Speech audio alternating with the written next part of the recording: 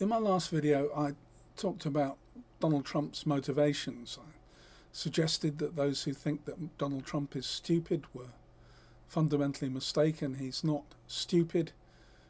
I don't think he's particularly gifted, ultimately intelligent, but he is cunning and he is motivated, single-minded, and he pursues, in my view, an agenda, his own personal aggrandizement and enrichment. And a lot of his behavior, I argued in that last video, that might appear irrational, impulsive, inexplicable, is actually perfectly explicable. I closed the video saying that I would say something about why it's so important that Donald Trump is stopped. And that's really the subject of this video. Now, I think an awful lot of people on the left or the Democratic side, I think some people think that Donald Trump is a problem that's going to solve itself, that he's an old man now, his health is not good, he will probably die before he can appoint himself as the perpetual president of the United States. And that even if he did that, would it really be that big a problem, because he'll be gone in a year or two anyway. What I want to suggest is that that is a very, very dangerous, short-sighted, in fact, positively stupid view. You see, we don't have access to the figures, but I personally believe that Donald Trump has made billions out of the presidency and is continuing to multiply his wealth through insider dealing, through corrupt gifts, by all sorts of different mechanisms. But probably, the corrupt emoluments, the insider trading, that they are probably the biggest ways that he is actually enriching himself. And that concentration of wealth is not going to go when Donald Trump dies. And concentrations of wealth, they have a way of perpetuating themselves, and they have a way of actually, in a sense, selecting the people who take them over. The next one is likely to be every bit as much an ambition, far right wannabe as Donald Trump, but they may be smarter, and they will definitely have Trump's example to follow.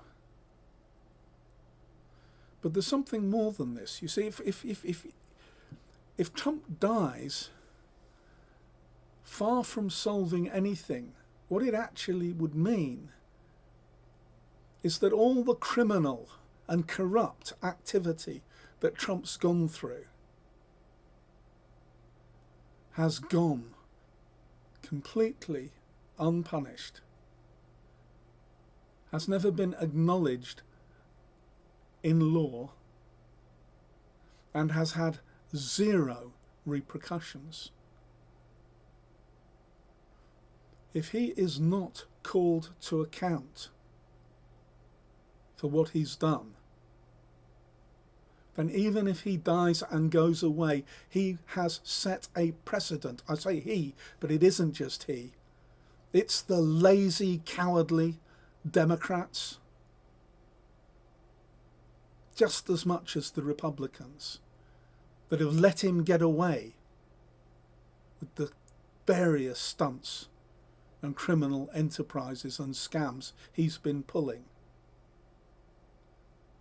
And if he dies, it's not whether he's punished for it, but it's whether he's held to account. If he dies without being held to account for that, you will never, ever be able to hold anyone else to account for doing the same things. Donald Trump hasn't come out of nowhere. Some of what he's doing is following on from things that George Bush did.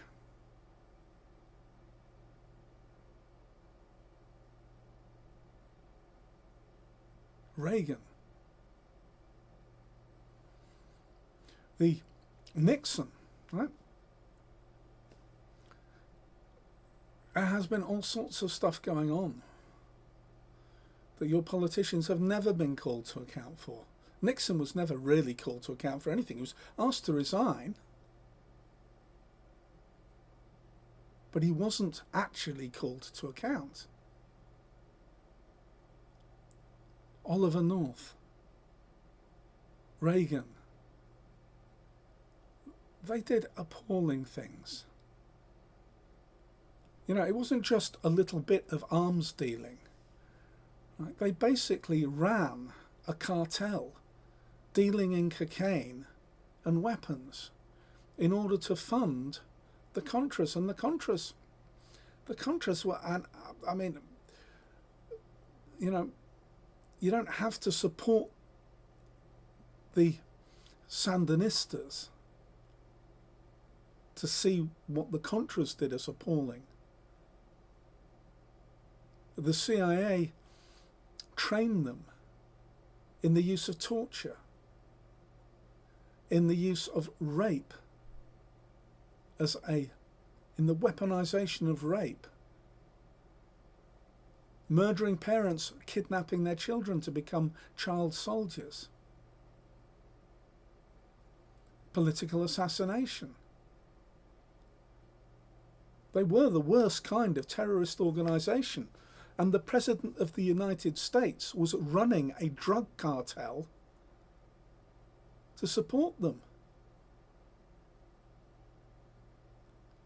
And your nation, you as a nation, the United States, knew about this and did nothing except give Oliver North a little snap on the wrist and then let him make a fortune going round the lecture circuit talking about it. It was the precedent of things like that that's created a situation where, despite having a criminal in the White House, your various law enforcement agencies decided that it's just the established policy that you don't do anything about it. If you don't do something about it this time, next time it's going to be so much worse. So very, very much worse. Those of you hoping for Trump's death,